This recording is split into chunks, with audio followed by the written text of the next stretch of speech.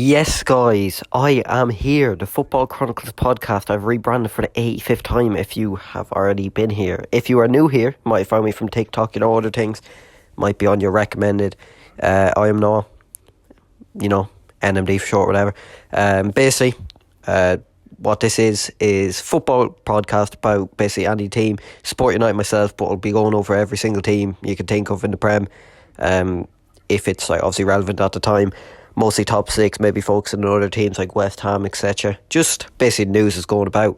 So, you might notice this video looks a bit different at times. Basically, if you're watching the full thing and you just want to chill watch the whole thing, that's fine. But there will be uploaded separate videos of, how do I put it, of the different sections. So maybe the Liverpool section, the United section. They'll be separate videos, so it's easier to watch because you might want to just pay attention to those bits. If you're finding it on TikTok, this is the full podcast. Check the other videos if you want to hear the full opinion instead of just the snippets. I will try, if I can, put timestamps in the video as well, in case the little bits aren't up yet, and you can just use that. So, let's get into it. So, straight into it. Just team top of the Premier League, Liverpool, my opinions on that. I think the way to look at Liverpool is Arteta's a disgrace, when you put it this way. Andy Slot, first season, no signings. Not count. I think any Liverpool fan with common sense will say Chiesa is not an actual signing. He's played barely any minutes. And let's be honest, he was on the cheap. They just wanted to get someone in and he's barely played any minutes. So there was basically no point in the signing so far by the looks of it. And yeah, I've seen clips of Chiesa. He doesn't look very happy either. But Ryan Gravenberch, what a player that man is. Last season, Klopp was trying to play him more as an 8. Didn't really suit him. Got a couple goals in the cups, etc., but it didn't suit him. His best things, even at Ajax, was always his ball-winning ability, and Arne Slot seen that. He didn't have a 6, and he's turned him into the 6 Liverpool have needed, considering the fact that they desperately needed one this summer and they didn't get one, which is a shock. But maybe if he gets injured, what Liverpool do about that? Endo doesn't really suit the system. Arne Slot is not a big fan of his. It doesn't really suit the system. Endo's more of a destroyer, and Liverpool needs someone to win the ball and keep possession, and that's what Gravenberch does, to be honest. He's been one of the best midfielders in the league. Definitely a debate with top 2 sixes in the league this season, him and Caicedo. Could get into that in a bit. But yeah, he's been good. Had Liverpool fans' opinion on Liverpool this season as well. Obviously very impressed with the fact they're first. Many teams were expecting Liverpool to, how to put it, just be challenging for top 4, and this season they've went against expectations. His opinion on Liverpool's situation is ever since Kanate got injured, he's been key for them as well. Defensively they've been a bit shaky. Obviously you've seen it in obviously they won their most recent game against Leicester 3-1, but in the Fulham game and drew another one as well. Newcastle, that's who I'm thinking of. Bit shaky since Ibou's been gone, but that's going to happen when you have injuries and you don't have backups. Good enough deputies, if we're honest. Robertson this season as well. He's past it. So it's a Kyle Walker situation, in my opinion. Whereas where they've stayed too long, if that makes sense. Liverpool need to get a replacement in the lead left back desperately. I don't think Tsimikas is good enough to be that number 1 left back going forward. So obviously there's rumours of Chronicles, but it's looking more likely that he'd go to United than Liverpool because something about family links or something I seen. Didn't research all too much on that. But yeah, obviously Salah's been absolutely sensational. Van Dijk's been brilliant as well, and I think then he tied those two down to a new contract. Even Trent's had to adapt to a new role in that Liverpool team, whereas under Klopp he can invert a lot more than he is able to at the moment, and it's more defensive requirements under Arne Slot. And after many people saying for years he can't defend, he's proven he can. To be fair, he's been absolutely sublime when he's played. Not just his delivery, his passing, just his defending as well. He's really stepped up. So it'd be a shame to lose any of those. Personally, I think Van Dijk's dead on to stay. I don't see Trent leaving. I think there would be more solid rumours with Madrid if he was, and I think Salah is going to stay now. I think there's no way you can let Salah go. He's 30 goal involvement. It would be about 32 including the Leicester game, I think, if I'm not wrong. 32 goal involvements were in December this season. Even if he halves that, and he's down to 15 goal involvements next season when he signs a new contract, that means at the end of the season he'll have 30 goal involvements, which still a very good amount for a winger. I think Liverpool would be stupid not to tie him down to a new contract, and I think he deserves almost a pay increase that he's asking for, because let's be honest, there's not too many. It's not even that there's not too many wingers in the world. There's literally no wingers in the world that could be as consistent as Mohamed Salah has been for Liverpool, and I think it's mental the longevity he's had as well, considering the age he joined the league from Roma. Obviously, he was at Chelsea before Roma, but yeah, he's some player, and they need to tie him down. Even at that, their front three hasn't really been firing. I think Diaz, most Liverpool will agree with this, is a purple patch player, where he has running games where he'd score goals, then he'd have a couple of games where he doesn't. He's either scoring or he's not, if that makes sense. It's not one or the other. But yeah, I think if Liverpool were to get one position in the summer, except the backup six, I think the priority would have to be number 9. I think Jota's too injury prone, and obviously Núñez is just not clinical, is he? I think it was nearly 100 million for him. That's gone under the radar for how expensive that was. And I rated Núñez before he went to Liverpool. I thought he'd be a very good sign. I wanted him at United, if I'm not lying, and it just hasn't worked out as well as they would have thought, has it? So that's the Liverpool section done. Just my opinions on that. It's a shame seeing that with Liverpool, honestly. They're my biggest rivals. I consider them more because obviously the Irish rivalry as well, because obviously if you ask anyone in Ireland, you support United, Liverpool. So what club you support in the Premier League, 90% of them would say United or Liverpool. So it's a big rivalry over here. It'd be bigger than obviously an Arsenal or a City one. But yeah, that's just basically a summary of what I think Liverpool this season. So, by order top 6, next team getting into is Chelsea. Obviously, same kind of situation as Slot. Obviously, they've spent a lot more money than Slot has, but managers in the first season only had a pre-season. Most of the signings that they have at that club weren't really his signings, if that makes sense. They're more just club signings. Any Chelsea fan will admit that. Danny signings have made are club signings, not manager signings that are for only his system, if that makes sense. Obviously signed Joe Felix, Dewsbury Hall, who he did coach at Leicester, but they are just club signings. Whereas if Chelsea likes to sign players based on the fact that they can play for the club and not just a system, if that makes sense. So if things did go wrong with Maresca, they do have a lot of players there that can play multiple systems. They're not just one-trick ponies in that sense. Whereas if you look at United, where Ten Hag got sacked, we signed a lot of players that were runners, liked to press, and couldn't really do much more, weren't technical. Now we're having problems under Amorim's new system because we don't have any technical players. But that's for the United section.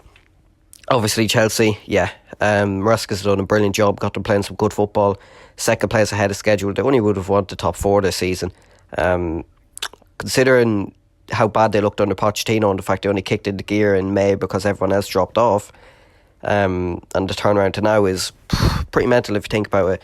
They've a lot of depth and talent in that squad, to be fair. The front three is stacked. Like Jadon Sancho for 25 million. The reason he didn't work at United is I think he had to go. You can't have a player who doesn't respect your club and has that attitude for your club, if that makes sense. Even if we don't like Ten Hag or we wanted him sacked, you can't do that to the manager. You're disrespecting the club and the fans, really, by doing that post. And basically, yeah, he didn't want to be here. He needed to go, but he's doing alright at Chelsea. I think what he's been doing at Chelsea has been overrated a lot. He's having a lot of performances where they're similar to United, where he just picks up the ball, holds on for way too long, and sometimes he's scared to take on his man and doesn't like to have a shot. But obviously he had that performance against Tottenham, and he was really good in that game. So look, maybe he's just finding his feet. But yeah, I think 25 million for Sancho, it's not a bad deal, to be fair. Joe Felix, obviously, the fact he doesn't even get minutes, he gets 5 minutes at the end of Premier League games, and the fact that he only plays Conference League games, really is mental, considering how good of a player he is. I'd take him at United in a heartbeat to play one of those 10s. Same with Christopher Nkunku. He's some player as well. The only problem is he is injury prone. Doesn't really fit into Maresca's system because obviously he's not really a number 9, but Maresca sees him as a number 9, if that makes sense. He's not an out and out number 9. Just trying to think who I'm leaving out here. Madueke, I think he's, to be honest, I think he's a dead baller, if I'm honest. Maresca's finally seeing it. I think the reason he played so many games is because he had lack of options at that right wing. And now he's being found out. He's been dropped like Vega, because they're not trying hard enough, in Maresca's words. Because he said, obviously, Vega's been dropped for the same reason Madueke was. And he said Madueke wasn't made the squad because of how he's performing in training. But Neto, he's some player, isn't he? I love the way he could just take on people, whip across in, no dilly-dallying, and he could just run at the defender. United don't have many players like that, do we? And people are saying he's injury prone, but how come he hasn't got injured since he got to Chelsea? Jackson's been cooking, if I'm honest. Obviously, look, maybe it would be a luxury if they want to upgrade him. He's not like an upgrade where you look at it and go, right, we need to improve on him desperately, like right back in a sense, because obviously Reece James is made out of biscuits whenever they get dunked in water. Gusto, I don't think he's all that, to be honest, so obviously right back would be more of a priority. Maybe a left back. I think you might need a bit more depth for Cucurella, obviously, who's been good this season, but I think he's too inconsistent in a way that one season he could turn off. He was terrible last season for you, obviously there the season before. Nearly sent out one loan at United last season, people forget. That was close to happening, but we got Reguilon in the end, sent him back in January. Chelsea have just been Fofana as well. He's such a good player, but it's similar to Reece James in the sense that he's made out of, breadsticks. He's had so many injuries since he joined from Leicester for 80 million, people forget. But whenever he's played, he's been at the heart of the defence. He's been absolutely amazing. But that's one position. I know they signed Tosin. I know they've Badashile. I know they've Disasi. I know they've Caldwell. But personally, I think if you're Chelsea, you're looking at another position, you might want to sign another centre half and offload Disasi and Badashile. Because even in that Tottenham game, I know you won 4-3 in the end. Came back from 2-0 down, obviously. Badashile was a liability. Anytime the ball came towards him, he looked like he was going to lose it. Anytime someone took him on 1-on-1, he got absolutely sent. And he was just a liability in there. I think Disasi is not great either, to be honest. He's too slow. And he's not really particularly good with the ball at his feet. Caldwell is a good player, yeah. Then obviously Tosin, he's a good backup, but he's not, starting quality. I could be forgetting someone, who knows. I don't think I am, to be honest. But yeah, that's just Chelsea. Cole Palmer, I didn't even mention Cole Palmer, or Caicedo or Lavia. I'll do Cole Palmer first. People need to realise with Cole Palmer, the reason he's not getting as much goal involvement is because he's been marked out of the game, but he's still making an impact. And the thing about him is he's still making an impact, and the fact that he doesn't have to carry his teammates as much because they're chipping in for goal involvements as well. It's not just relying on Cole Palmer like they were under Poch, because they wouldn't even be in the Conference League if they didn't have Cole Palmer last season. He carried them to that, to be honest. But it's just good that they have players around him that lower the burden, if that makes sense. Where last season, if he had a bad game, Chelsea are basically screwed in that sense, where they're not getting a result. This season, if he's having a bad game, a few other players can pick him up, you know what I mean, and do the work for him by winning the game, if that makes sense. So it's a good thing, Chelsea fans, that they don't have to rely on Cole Palmer as much. Caicedo and Lavia have been the best midfield duo in the league. Caicedo is looking like the player to sign them now. I think a lot of players looked under Poch like they were just flops and not good enough, etc. And then obviously Maresca's just brought them to life, especially Caicedo, who is some player this season. Just the way he picks up the ball, able to ping passes, able to break up play. It's what you wanted to see. Lavia as well looked like he wasn't getting a sniff in under Poch even when he wasn't injured. And look at him this season, been one of the most important players as well. Enzo Fernandez post-divorce looks like the player to sign from Benfica for 120 million as well. 100 million, sorry. But yeah, Chelsea are just doing well in all regards, and the fact that Clearlake were getting rinsed, and everyone was doing it for how much they spent and how bad Chelsea was going, now you can see their vision is really coming to life. So that's just my piece on Chelsea. Now, the next team I'm going on to is Arsenal, obviously third in the league. Straight into it, I'm just going to say this. My opinion is they're a good team, but they'll never be a great team under Arteta. And the reason is he's a good coach. Don't get me wrong, but he's not a great coach. He's not going to be able to get them over the line. I can already see that. I think the thing about Arteta is whenever Arsenal have injuries, I think most Arsenal fans can agree with this, whether they like Arteta, whether they don't like Arteta, is the fact he changes it too much when you have injuries. One of the big examples I'll give is Calafiori's been injured for a long while recently, and Calafiori and Zinchenko, his solution recently is, instead of playing Tierney, I'm going to move Thomas Partey right back. I'm going to put Timber left back, and you're going to basically mess up your whole midfield. Basically, as much as Thomas Partey stuff going on, but I think, in my opinion, he's been the best midfielder this season, Thomas Partey, when he's been playing in that centre of the park. I think the fact that Arteta, whenever he gets an injury, doesn't just make one tweak, maybe just change a like for like. He makes about 3 or 4 changes, which, to be honest, that can throw a lot of people off, because especially when you're trying to build a back line, yeah, they've had injuries, but if you're not going to know one week if it's going to be Timber or Partey at right back consistently, it could throw you off, because obviously one's quicker than the other, one's able to track back, one tracks back more, one might go forward more, if that makes sense. It's just about building the partnership in that back line, and if it's changing constantly, you're not going to build a partnership. And that's one thing that's kind of annoying me about Amorim at the moment. I know he needs to rotate, but I'll get into it in the United part. Don't get me wrong, I think Amorim deserves all backing in the world. Before people might see that, go see the United section for that. But yeah, I think Arteta makes too many tweaks. I think even when Odegaard was injured, he was playing every week, instead of playing Ethan Nwaneri, I think that's how you say his name, could be wrong, correct me if I'm wrong, but instead of playing him as a 10, you know what I mean, like even play Trossard. He did try play Trossard as a 10 for a while, near the end, I think, before Odegaard came back. He's playing 3 DMs. He's playing Marino, Partey and Rice as a midfield, and trying to play Marino as a 10, and just looking at it like, what is he doing? Because his system's very reliant on Odegaard and Saka hitting all 4 fronts, if that makes sense. And now that Saka's injured, he's going to have problems. Even today, that first half, it's half time currently in the Arsenal-Ipswich match. Been a shocking match to watch, probably the worst half Arsenal's played this season, despite being 1-0 up, because they have front 3 without Saka, and they're heavily reliant on him. Obviously, it's Martinelli, Jesus and Trossard, and you just look at it and go, 800 million, that's your best front 3. 800 million. People need to let that sink in. 800 million, your best front 3 is Gabriel Jesus, who has had 2 knee surgeries since he's got into Arsenal, because he got rushed back for the second one. He's not a goal scorer. No, he scored 5 goals in 2 games against Palace. Woohoo! Had scored 1 goal in 32 games before that, by the way. You could check your stats if you want. That is a true fact. But Martinelli, Arteta's killed him. Ever since Arteta got to Arsenal, really, he's almost killed the spark of players, because he wants to be so Pep-like in the way that it doesn't matter about the players, it matters about the system.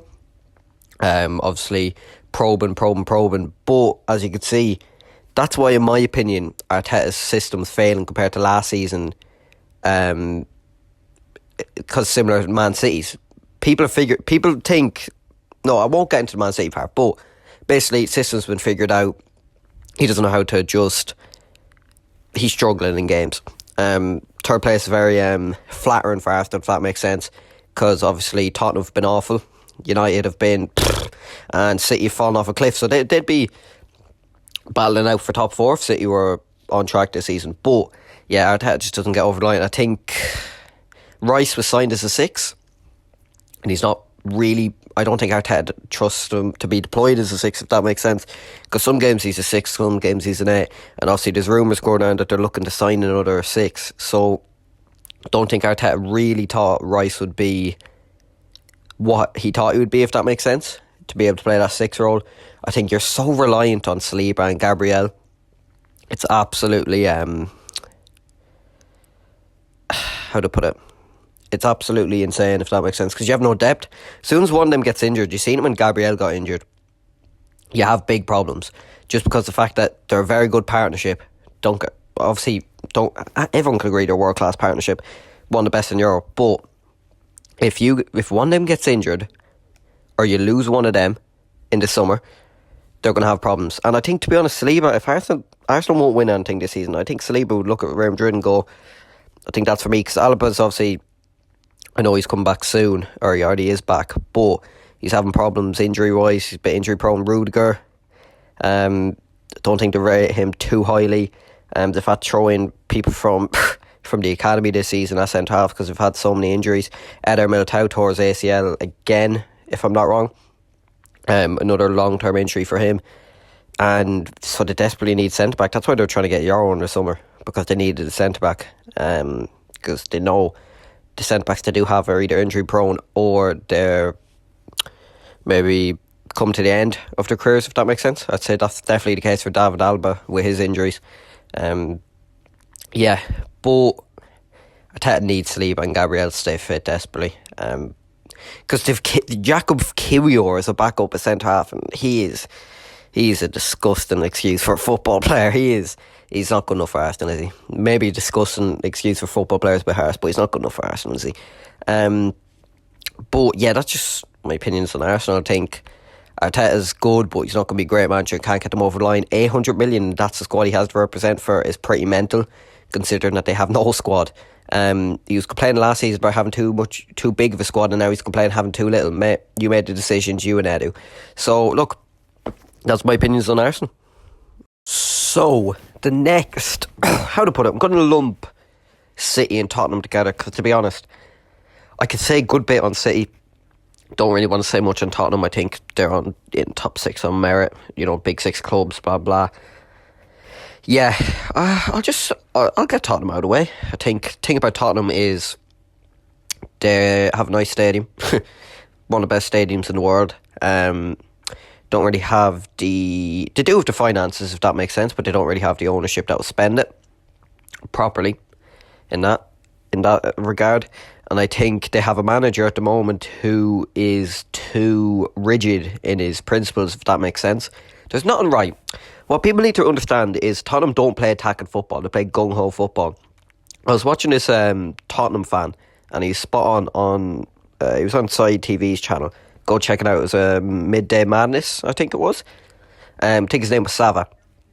Could be wrong. And he was saying it's not attacking football, it's gung-ho football. If you watch them, they don't really do any attacking patterns of play, anything like that. And they're not really nice to watch on the eye, if that makes sense.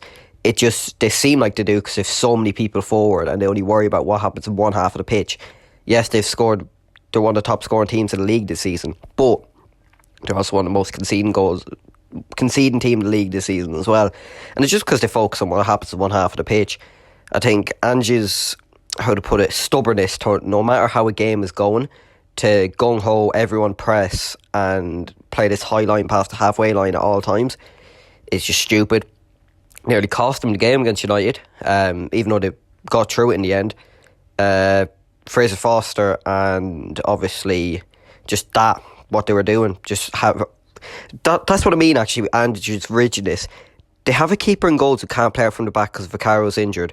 Instead of telling them to change it up and hoof it long, he tells them play it out the back, play it out the back no matter what. And he just doesn't have the qualities to do that, Fraser Foster.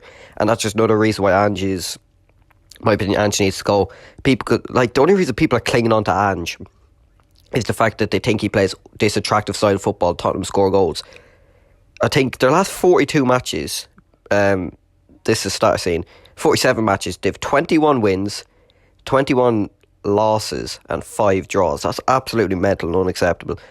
And yep, don't see Tottenham win the cup this season. They're getting knocked out by Liverpool. Don't see them win the FA Cup, because as soon as they get Arsenal, Liverpool, Chelsea, they're getting battered in that. Don't see them win the Europa League either. They can't get past Galatasaray or Roma. We've already seen that. Drew against Roma, very luckily. Deserved to lose that game, as many said. And obviously the Galatasaray game, they just got outclassed. Even that Rangers game, lucky to come out of it with a point. So, yeah, that's just quickly what my opinion on Tottenham is. I don't think I don't think their squad is that bad to be that low on the table. But yeah, City. Just think they've been found out, to be honest, and a lot of lack of investment from the ownership. They've gotten to what's the word? I'm trying to think. Complacent. That's what it is. They've gotten too complacent. They won the treble and they've seen teams around them not improving. So they thought, right, we won't improve. But what they failed to realise is the fact that players get older and players will drop out of form and just drop off as players because they're not as good anymore. Prime example of that is Kyle Walker. Obviously I mentioned Robertson earlier.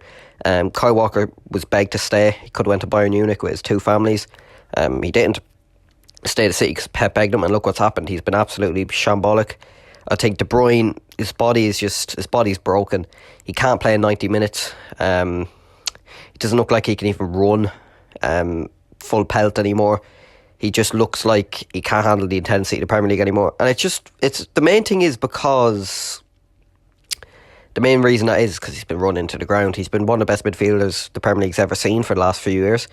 Yet just recorded a whole epilogue on City there, realised wasn't recording, so cut out recording, so I'm just going to shorten this.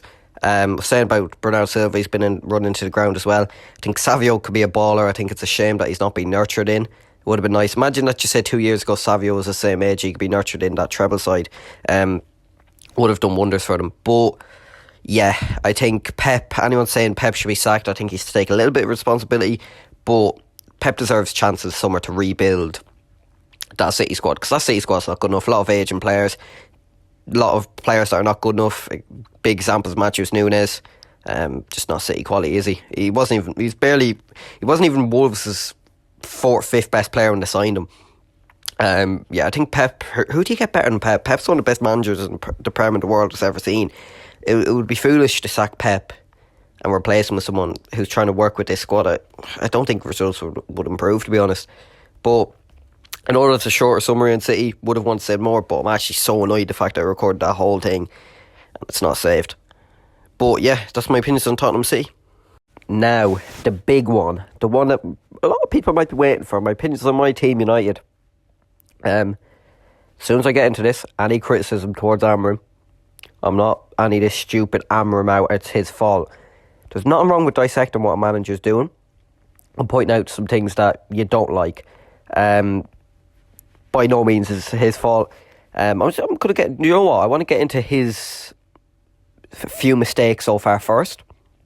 Not many. Just want to get into it. I think the thing is, the last two games he subbed off Agartha with, it was half an hour and 20 minutes in the Wolves game to go. I know he was on yellow in both games, but he's the only midfielder we have that can successfully break up play and win duels. And I know he's not a superb passer of the ball, and let's just keep possession. He's a safety player, and you need those in your team, if that makes sense. And every time we sub him off, we look worse. So I think that's one mistake he's made. I think the fact that he... By the way, the Rashford decision, I 100% agree with. People are going to say we need Rashford, etc. It's a load of waffle, to be honest. What would Rashford do in this team? Absolutely not different. I think the fact that he's so insistent on playing Delo on that left-hand side is really frustrating. I just consider the fact that he's been absolutely poor this season on that left-hand side. And I know he's not a left-hand side player, but even when he's played on the right, I think it's been 3 games he's played on the right, he hasn't been great either. And I think the decision for Dalot to play so many games, and I think Bruno Fernandes as well, I know with your captain, I know you need leaders in that team, but Bruno Fernandes cannot play as a 10 and cannot play as an 8. He can't do neither in a possession-based team. Every time we go under a bit of pressure, we need to hold the ball, we need to keep possession, relieve pressure from the back line, give them a breather. He loses it by doing something stupid, trying to hit a Hollywood pass, a hoofball, and it's so frustrating.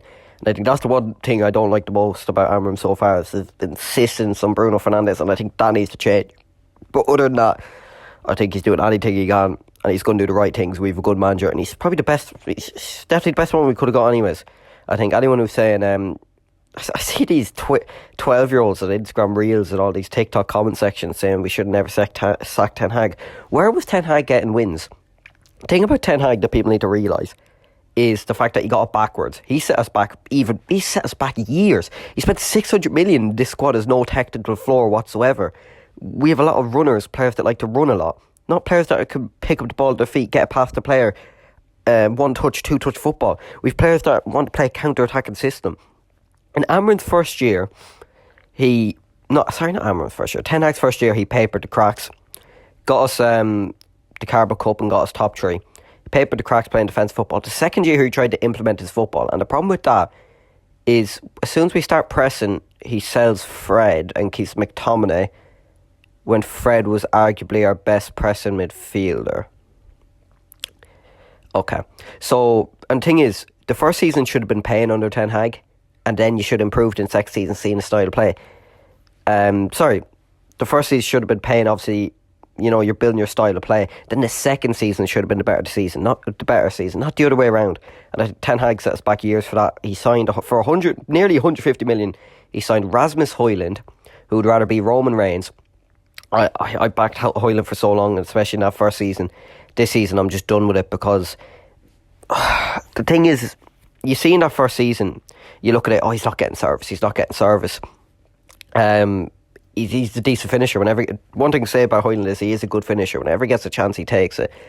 The thing is, it gets to a stage where whenever he's not on the pitch, we create chances for other players. But even when he is, we create chances for other players. So creating chances isn't our problem. It's being clinical. He's never in that position, and it gets to a stage where it is his fault. And anytime he sees the ball come towards him, he backs into the defender like he's some conga dancer or something. And it's so frustrating to watch with Højlund. It's so frustrating to watch. Then Ten Hag signed Mount as well for 55 million. What an awful signing. If Chelsea are showing him the door, the fact he had a year left on his deal, right? 60 million, right? And we signed him and he's played 190 minutes in that time. We could have got Sabitzer for 12 million, by the way, had 40 million left over, and actually got another 6 because we needed it. No, I'm meant to lie. We could have got Sabitzer, who's cooking at Dortmund, by the way. 12 million, didn't even have a bad loan spell. Yes, he was injured. Wouldn't have been injured as much as Mount, would he? Would have actually been more useful and actually played probably a lot better because he can play multiple positions and he can actually do a lot more stuff than Mason Mount can.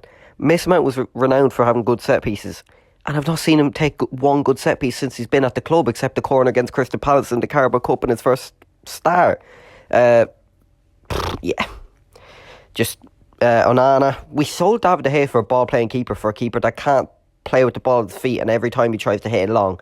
And even Amorim's acknowledged this, saying, the team's uneasy when Onana gets the ball. Yeah, because he doesn't know how to play with the ball at his feet. His ball playing ability is so overrated, and it actually winds me up so much. These players aren't good enough. Majority's fault is the club. A lot of it can go into Eric Ten Hag, and I think people saying, we should have kept Ten Hag. Sacking Ten Hag made no difference. Trust me, you had to end Ten Hag's life cycle. You had to end it. The fact that if he got another window, imagine how that would have went. We signed, by the way, Xerxes. He's a luxury player. If you have 10 players on the pitch playing well, very well, you're in form, etc., you're playing nice football, you have technical players, that's when you put Xerxes in. But when you have a team that's underperforming, you need a vocal point as a number 9 that can hold the play and is an actual number 9, a striker, not a 9.5, not someone that likes to drop in deep, pick up ball. Xerxes just does not work, and I don't see why we made the signing. We needed a reliable number 9. I think we should have got Tony. I don't care about the bet and stuff. You would have been able to get him for the same price you got Xerxes for, in my opinion, if you put in the offer. Yeah, just the players aren't good enough. I think Mainoo's dropped off a cliff because he was overplayed last season by Ten Hag, and the fact that he was brought to the Euros at such a young age. Now he's been hung out to dry and played in an 8 because we don't have any 8s. People keep saying this. Why is Mainoo playing as 8? Why is Mainoo playing as 8? We have no 8s. And Mainoo is not an 8. Mainoo, in my opinion, can't play that. He doesn't have the how to put mobility, and he's not a duel winner or things like that. The fact we got him to bulk up and he's winning less duels, we must be the only club with shit nutritionists in the world. And I don't think that's his fault, to be honest. I think I'm willing to give Mainoo time. We've seen what the player that he can be. His best moments in United shirt, by the way, have been on the edge of the box / in the box. Being tricky with the ball, getting past players, being tidy with it, being a technical footballer, if that makes sense. The goal against Wolves, the goal against City in the FA Cup, the goal against Liverpool. It's just him being on the edge of the box making things happen because he's good with the ball at his feet. And you need him closer to the edge of the box, not further away. That's just trying to think. Bruno, I'm just done with him. I'm really done with him. I'm sick of it. I said it earlier. The thing is, I want to get all this out of my system, and then I'm going to get into what my starting 11 would be. And now, Garnacho. By the way, if that 60 million offer is true from Atletico, take it and run, because he is not a £60 million player. I can guarantee you that. Man is his head. He literally is just a kick and run footballer. Reminds me of Martinelli. Rashford, I don't even want to speak of the situation. I think it's done. The fact you went behind your manager's back, the manager who was backing you, the manager who was basically trying his best, trying to get you multiple positions. He played you as a 10 and 9, and you did not cut it. You're going out and make an interview saying, I don't want to play for Manchester United, etc., without telling the club and Amorim, no, get out of my club. 75 grand a week and he averages 8 goals a season. The fact he's on that much money in the first place is ridiculous. And we put him... We fueled his ego by... How to put it? We fueled his ego by making him think he was one of the best players in the world when he wasn't. He never was that. He should have been a player that we built with, not around. And for too many years we were looking at Rashford as he was the main guy, he was the main guy. He should have been part of a bigger picture, if that makes sense. I think that defence that we have, Martinez has dropped off a cliff. He can't defend. Do you know why he dropped off a cliff? Because of the back four, you have less space to cover. Because you have a full back on your left, and you have a centre back on your right. In a back three, you're on your own on that left hand side. You're defending so much space. And when players are going 1-on-1 and with pace, defending almost what I like to call width defending, because he has to defend the channels, etc., he struggles, and he's been exposed for that. Players I would keep next season for the squad. De Ligt. Actually, De Ligt's been massively underrated since I got here. I don't get it. I really don't get the De Ligt slander. Had a few bad games with bedding in, but been solid since. And we've looked worse without him in that defence. Wolves 2-0. Bournemouth 3-0. Tottenham 4-3. Forest. We've seen how that Forest game went as well. I'd keep De Ligt, Mazraoui. Mazraoui's been amazing. Euro. I feel sorry for Euro being thrown in, by the way. It shouldn't have been like this. Menu.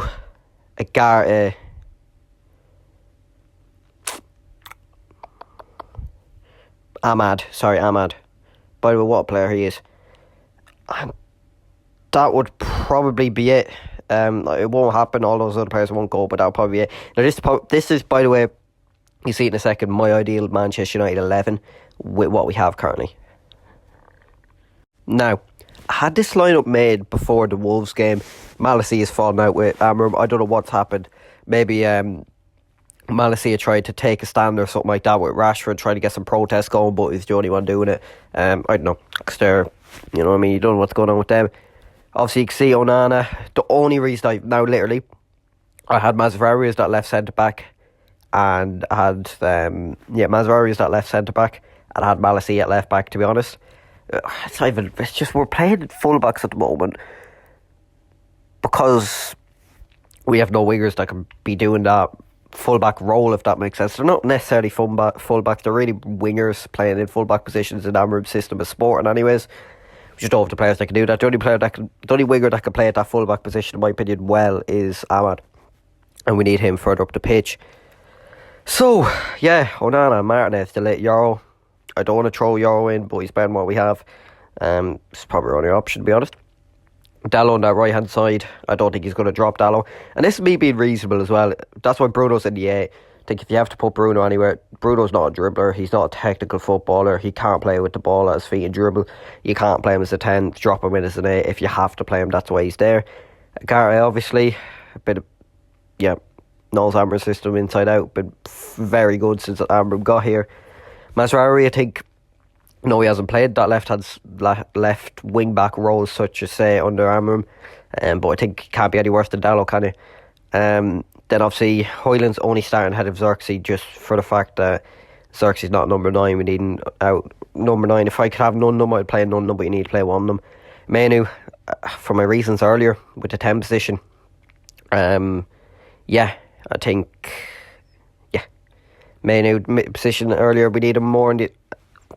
One sec. Menu, as I said earlier, because we need him more on the edge of the box than he is already. I think, to be honest, Menu and Ahmad, it's only options. Garnacho doesn't get near this team. Anthony neither. I need Garnacho to go immediately. I just need him to go 60 million. Or just improve your game, mate. You're young, at least Garnacho's young, he can improve his game, but I don't think he will. Ahmad, last 2 games he hasn't been great, to be honest with you. Hopefully this is not a permanent thing with him, but he's been one of our standout players this season. I think we need him. We're a better team with him in it as the 10. even as a right wing back. We need him in the team anyways. Look, hopefully you all enjoyed that podcast if you watched the whole thing. If not, if you didn't watch the whole podcast and you just watched a clip, maybe click on the other clips or watch the whole podcast.